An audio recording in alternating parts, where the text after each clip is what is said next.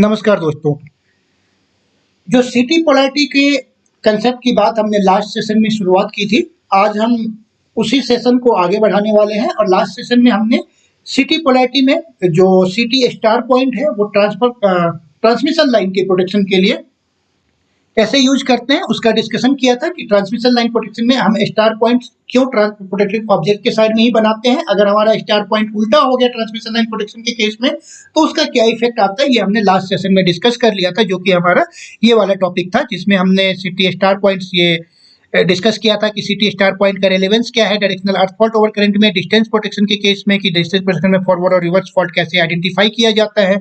इसके साथ ही फिर हमने आपको एक बेसिक कंसेप्ट बताया था कि अगर करंट प्राइमरी साइड में P1 से एंटर होगा तो सेकेंडरी साइड में S1 के थ्रू आउट हो जाएगा। फिर हमने दो केसेस लिए थे कि एक में करेक्ट स्टार पॉइंट था और हमारा फॉरवर्ड फॉल्ट था, रिले ने भी फॉरवर्ड ही डिटेक्ट किया था। फिर हमने सेकेंड केस लिया था जिसमें कि हमारा स्टार पॉइंट गलत डायरेक्शन में बन गया था और स्टार पॉइंट गलत डायरेक्शन में बनने के बाद हमारा जो फॉरवर्ड फॉल्ट है उसको कैसे रिले जो है रिवर्स डिटेक्ट करता है और रिले गलत ऑपरेट होती है। फिर हमने कहा था कि नेक्स्ट टॉपिक में हम डिफरेंशियल प्रोटेक्शन के केस में सिटी पोलैरिटी की और स्टार पॉइंट की बात करेंगे, तो आज हम उसी को कंटिन्यू कर रहे हैं। तो ये हमारा टॉपिक है city polarity and differential protection, that means the importance of city polarity in differential protection. और जो ब्रैकेट में 87 लिखा हुआ है वो हमारे डिफरेंशियल प्रोटेक्शन का ANSI कोड या आईसी कोड जो होता है वो है। अब जो हमने लास्ट सेशन में जितना भी डिस्कशन किया था होपफुली आपको क्लियर होगा और मैं एज्यूम करके चल रहा हूँ कि आप लोगों को समझ में आ रहा होगा। अगर कुछ भी डाउट है तो आप पूछ सकते हैं। तो अब हम बहुत ज्यादा समय ना खराब करते हुए आज के टॉपिक की शुरुआत करते हैं।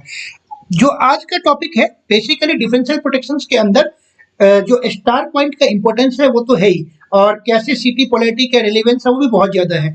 लेकिन हम थ्री फेज कनेक्शंस पर अभी नहीं जा रहे हैं, क्योंकि थ्री फेज कनेक्शन जब हम डिफरेंशियल प्रोटेक्शन की स्टार्ट करेंगे कि थ्री फेज रिलेज के कनेक्शन या थ्री फेज सिटीज में कैसे कनेक्ट किया जाता है तो वो समझना डायरेक्टली थोड़ा सा डिफिकल्ट हो जाता है। तो इसीलिए पहले लेवल पर हम जो है सिंगल फेज कनेक्शंस की बात करेंगे, सिंगल फेज में कैसे कनेक्शंस होते हैं, और अगर वो हमें अच्छे से क्लियर हो जाता है तो हम किसी एक और सेपरेट सेशन में थ्री फेज डिफरेंशियल कनेक्शंस की बात करेंगे। और होपफुली उसे हमें करना भी है, क्योंकि हम जब ट्रांसफार्मर प्रोटेक्शन की जो अपना सीरीज जो हमने कंटिन्यू रखा हुआ है उसमें उसका बहुत ज्यादा इंपॉर्टेंस है, तो वो हम आगे के सेशंस में करेंगे।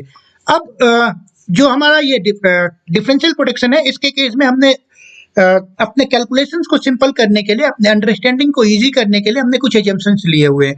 और वो कुछ एजम्पशंस क्या है कि जो हमारा यहाँ पर जो भी ऑब्जेक्ट होगा, चाहे ये आईसीटी है मतलब interconnecting transformer, auto transformer, reactor, बस बार, मोटर्स, जनरेटर्स, कुछ भी है, हम ये मान के चल रहे हैं कि इसके दोनों साइड में जो भी मतलब फॉल्ट करंट आ रहा है, जो फॉल्ट करंट का मैग्नीट्यूड है वो दोनों साइड के लिए सेम है। मतलब चाहे एक्सटर्नल फॉल्ट है चाहे इंटरनल फॉल्ट है, जो दोनों साइड का सीटी है वो exactly same amount of fault current देख रहा है। मींस अगर ट्रांसफार्मर है तो आप ये नहीं बोलेंगे कि ट्रांसफार्मर का लो वोल्टेज साइड में जो करंट है वो ज्यादा है, हाई वोल्टेज साइड में कम है, क्योंकि अननेसेसरली हमारा कैलकुलेशंस कॉम्प्लिकेटेड हो जाएगा। क्योंकि वो सिंपल मैथमेटिकल चीजें हैं, वो अगर आपको कंसेप्ट क्लियर है तो आप मैथमेटिकली कभी भी आइडेंटिफाई करके निकाल सकते हैं।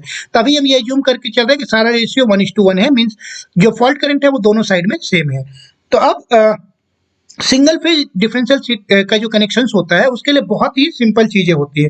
वो बहुत सिंपल चीज क्या है कि अगर मान लीजिए कि ये हमारा ट्रांसफार्मर है और इसके दोनों साइड का सीटी को हम कनेक्ट करते हैं डिफरेंशियल प्रोटेक्शन बनाने के लिए।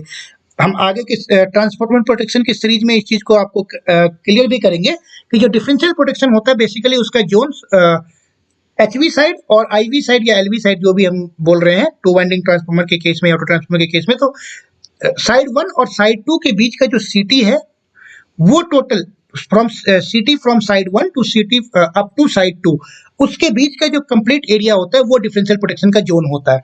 और जो हमारे ये दोनों सीटीज होते हैं वो कनेक्ट होता है दोनों साइड के सीटी का आउटर वाला जो आपका पार्ट होगा या आउटर वाला जो टर्मिनल्स होगा वो आपस में कनेक्टेड होंगे, और दोनों साइड के सीटी का जो इनर वाला टर्मिनल होगा वो आपस में कनेक्टेड होते हैं।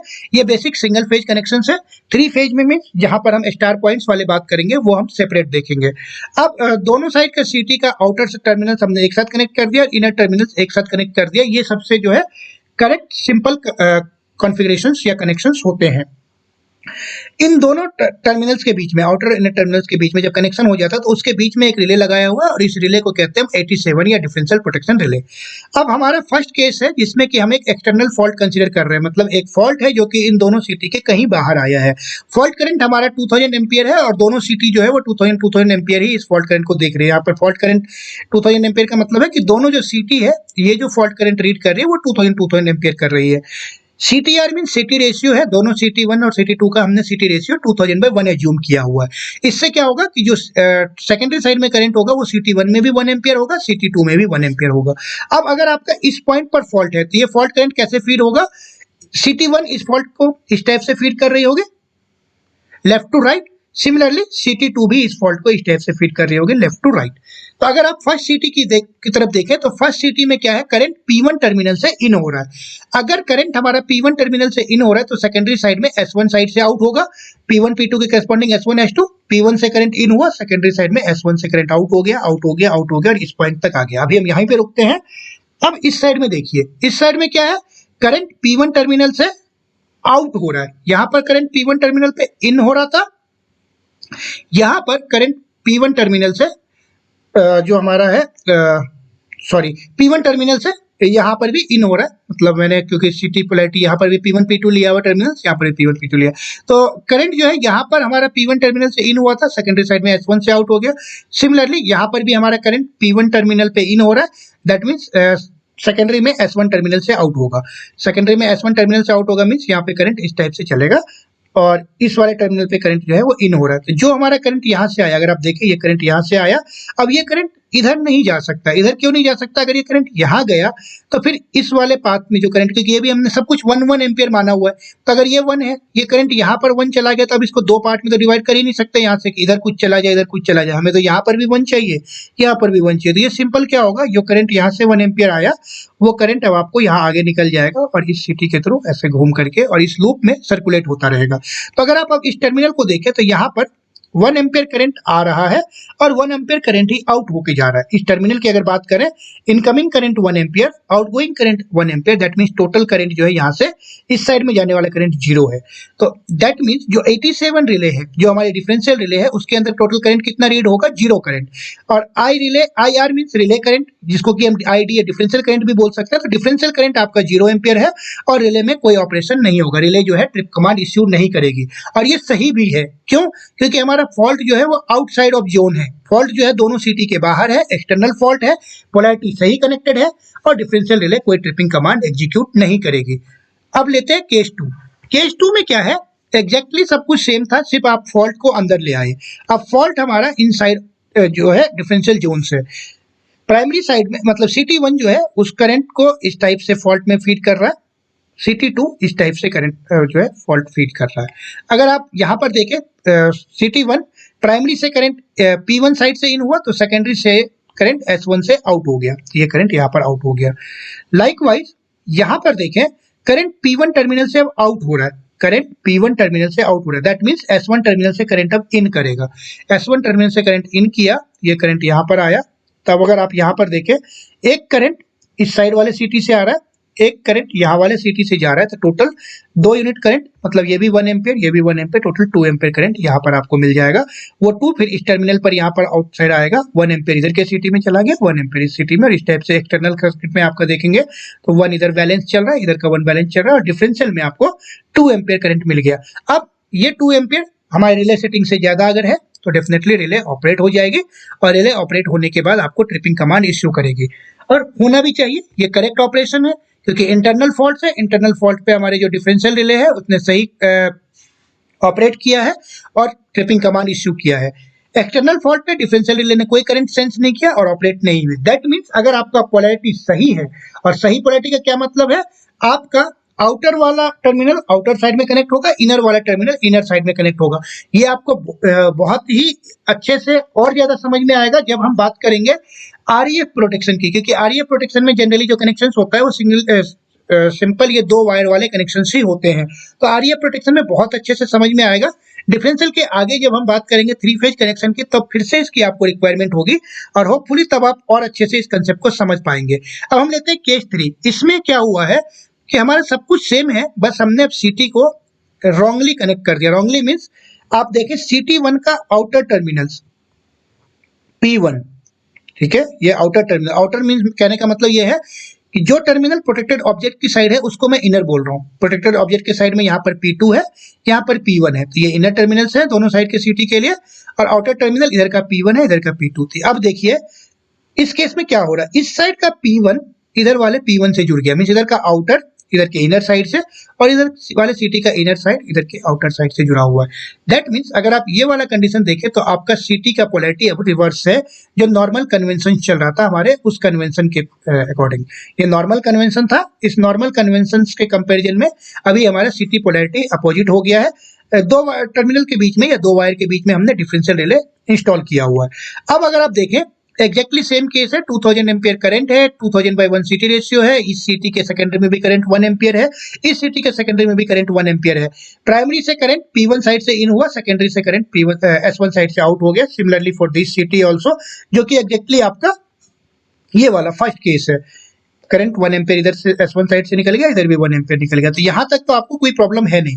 प्रॉब्लम है अब एक्सटर्नल सर्किट में। अब आप देखें एक्सटर्नल सर्किट में हमने क्या किया, पोलैरिटी रिवर्स कर दिया। तो ये 1 एम्पियर करंट यहाँ से आया, ये 1 एम्पियर करंट अभी आप यहाँ पर इस टर्मिनल तक देखिए, ठीक, इधर वाले साइड से यहाँ से भी 1 एम्पियर आया।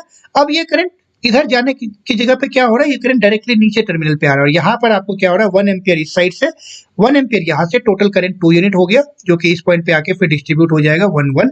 तो आपको सेकेंडरी साइड में वो 1-1 टोटल बैलेंस हो रहा है, पर रिले के अंदर 2 एम्पियर करंट आ गया। और ये करंट कब आ रहा है, जबकि फॉल्ट एक्सटर्नल है। तो एक्सटर्नल फॉल्ट के केस में भी रिले के अंदर डिफरेंशियल करंट आ रहा है, और अगर ये डिफरेंशियल करंट का मैग्नीट्यूड रिले के डिफरेंशियल करंट सेटिंग से ज्यादा है तो रिले ऑपरेट हो जाएगी, जो कि अनडिजायरेबल है या नॉट डिजायरेबल है। रिले अपनी सिलेक्टिविटी लूज कर जाता है इनकरेक्ट CT पोलैरिटी के केस में। अब केस 2 लेते हैं। केस 2 या टोटल का ओवरऑल केस 4 है। CT पोलैरिटी रिवर्स है और आपका जो फॉल्ट है वो इंटरनल फॉल्ट है। अगेन 2000 एम्पियर हमारा टोटल फॉल्ट करंट है, इधर वाले CT के लिए भी 2000/1 CT रेशियो है, इसका भी 2000/1 CT रेशियो है। P1 साइड से करंट इन हुआ, दैट मींस सेकेंडरी में S1 साइड से करंट आउट होगा और 1 एम्पियर करंट आउट होगा। यहाँ पर P1 साइड से करंट आउट हुआ, दैट मींस सेकेंडरी साइड में S1 साइड से करंट इन होगा और वो 1 एम्पियर करंट इन होगा। अब आप देखें तो ये 1 एम्पियर यहाँ पर आया आया आया। अब इस टर्मिनल पे अभी हम रुकते हैं। यहाँ पर देखें ये वाला करंट 1 एम्पियर जो है, यहाँ से 1 एम्पियर ये आया और ये 1 एम्पियर आपको यहाँ पर आ गया। तो इस पॉइंट पर अगर आप देखें, यहाँ पर 1 एम्पियर इधर से अगर नीचे की तरफ देखें तो 1 एम्पियर यहाँ से नीचे की तरफ और 1 एम्पियर यहाँ से ऊपर की तरफ, तो टोटल करंट इसके अंदर 0 बन जाएगा। दैट मींस ये वाला 1 एम्पियर सीधा बाहर निकल गया, इधर का 1 एम्पियर इस साइड में बाहर निकल गया। एक्सटर्नल सर्किट में मतलब ये 1-1-1-1 चलता रहेगा और डिफरेंशियल के अंदर कोई भी करंट नहीं मिलेगा। अगर डिफरेंशियल रिले के अंदर कोई भी करंट नहीं आएगा तो रिले ऑपरेट ही नहीं होगी। दैट मीन्स अगर CT की पोलैरिटी हमारे रिवर्स है डिफरेंशियल प्रोटेक्शन के केस में, तो रिले नॉट ऑपरेट होगी इंटरनल फॉल्ट के केस में, जबकि एक्सटर्नल फॉल्ट के केस में रिले के ऑपरेशन के चांसेस बहुत ज्यादा है। तो रिले अपनी सेलेक्टिविटी लूज कर देती है, रिलायबिलिटी लॉस हो जाता है, और इस कारण से CT की पोलैरिटी की बहुत बहुत अहमियत होती है डिफरेंशियल प्रोटेक्शन के केस में। अब हमने दोनों केस देख लिया, importance of CT polarity in case of transmission line protection and importance of CT polarity in case of differential protection. Hopefully दोनों चीजें आपको समझ में आ गई होगी। CT के इसी सेशन में, मीन CT पोलैरिटी वाले सेशन में ही अभी हम 2 टॉपिक और कवर करेंगे। एक कंसिडर करेंगे हम जहां पर मेन एंड टाई CT का पैरेलल कनेक्शंस किया जाता है, चाहे वो डिस्टेंस प्रोटेक्शन के लिए हो चाहे वो ट्रांसफार्मर प्रोटेक्शन के लिए हो, कि जब हम मेन एंड टाई CT को पैरेलल करते हैं तो उसके कनेक्शंस कैसे होते हैं, और पैरेलल अगर उस टाइम पर हमारा स्टार्ट पॉइंट उल्टा हुआ तो क्या इफेक्ट पड़ता है। सेम वे अगर हमारे पास लाइन रिएक्टर भी है तो मेन CT टाई CT के साथ हम रिएक्टर के करंट को कैसे सब्ट्रैक्ट करते हैं वो भी हम डिस्कस करेंगे अपने एक और सेपरेट सेशन में। अगर आपको ये सारी चीजें क्लियर है तो आप प्रोटेक्शन में अपने सबस्टेशन के अंदर या जहां पर भी आप वर्किंग है, जहां पर भी आप काम कर रहे हैं, वहां पर इन कंसेप्ट्स को यूज करते हुए जब आप आगे से इन चीजों को आपको कोई बोलता है कि स्टार पॉइंट इधर बना दो या स्टार पॉइंट उल्टा हो गया इसके कारण से ट्रिपिंग है, तो आप खुद ही इसको बहुत आसानी से समझ सकते हैं। फॉर एग्जाम्पल अगर डिफरेंशियल प्रोटेक्शन की मैं बात करूं तो डिफरेंशियल प्रोटेक्शन में अगर आपका स्टार पॉइंट उल्टा है तो आपको जनरली नॉर्मल टाइम पर ही डिफरेंशियल रिले में आपको अच्छा खासा डिफरेंशियल करंट दिखता रहेगा। थोड़ा सा भी कहीं पर भी बाहर कुछ सिस्टम में डिस्टर्बेंस है, कुछ फॉल्ट आया, आपको डिफरेंशियल करंट में ठीक ठीक मैग्नीट्यूड मिल जाएगा। तो ये चीजें अगर आपको कंसेप्ट क्लियर है तो बहुत आसानी से आप आइडेंटिफाई कर सकते हैं। होपफुली ये सेशन भी आपको क्लियर होगा जैसा हमारा लास्ट सेशन था। अगर आपको दोनों सेशन क्लियर है तो जो सिटी पोलैरिटी है वो हमें अभी तक का कंसेप्ट हमारा आसानी से डेवलप हो गया होगा। नेक्स्ट एक दो सेशन में हम मेन टाई सिटी का जब कनेक्शन देख लेंगे उसके बाद हम अ, अपने प्रोटेक्शन के बेसिक कंसेप्ट में कुछ एक और टॉपिक के साथ शुरुआत करेंगे, कुछ दूसरे टॉपिक समझने की कोशिश करेंगे।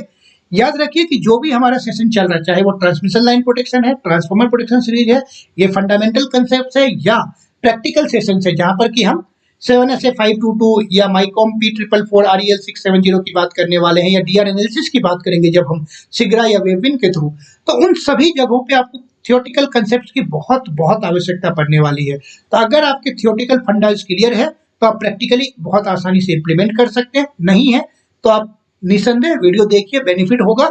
और अगर आपको कंटेंट अच्छा लग रहा है तो आप अपने दोस्तों के साथ शेयर करिए, ज्यादा से ज्यादा लोगों को इन कंसेप्ट के साथ अवगत कराइए, जिससे कि हमारा जो मेन मोटिव है, जो हमारा मेन मकसद है कि ज्यादा से ज्यादा लोग प्रोटेक्शन कंसेप्ट को सीख सके, ज्यादा से ज्यादा लोग अच्छे से प्रोटेक्शन कंसेप्ट को इम्प्लीमेंट कर सके, वो हम अचीव कर सके। तो अब बहुत ज्यादा आप लोगों का टाइम ना खराब करते हैं, आज के सेशन को हम यहीं पर समाप्त करते हैं। मिलेंगे नेक्स्ट सेशन में किसी एक और टॉपिक के साथ, तब तक के लिए thank you and good bye.